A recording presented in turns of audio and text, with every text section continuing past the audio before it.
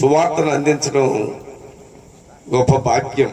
ఎందుకంటే ఈ ప్రధాన శిల్పి మినిస్ట్రీస్ అంటే నాకు చాలా ఇష్టం. అంటే నేను నన్ను పిలిచాడని కాదు,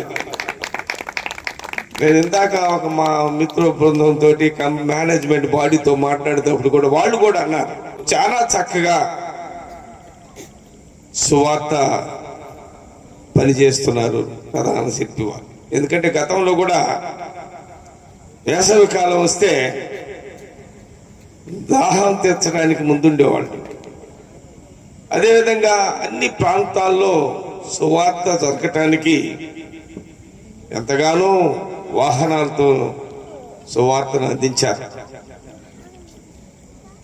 ఈ ప్రధాన శిల్పి మినిస్ట్రీస్ యొక్క గొప్పతనం ఏంటంటే సువార్త మీదనే ఆధారపడ్డారు, సంఘాన్ని నడిపిస్తూ. నిజంగా నేను ఆ రోజు ఈ ఫౌండేషన్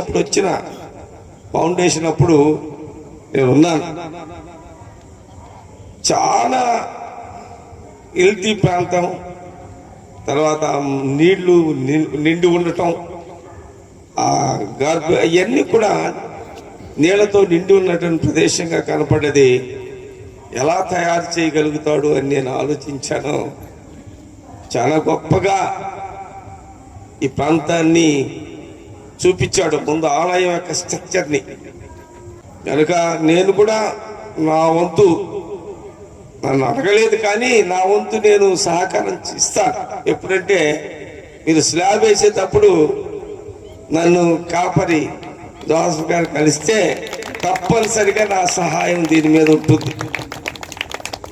మీరు స్లాబ్ వేసేటప్పుడు నేను తప్పక సహాయం చేస్తాను. మీరు మాత్రం మీ వంతు మీ సహాయాన్ని అందించండి, ఆలయాన్ని నిర్మించండి.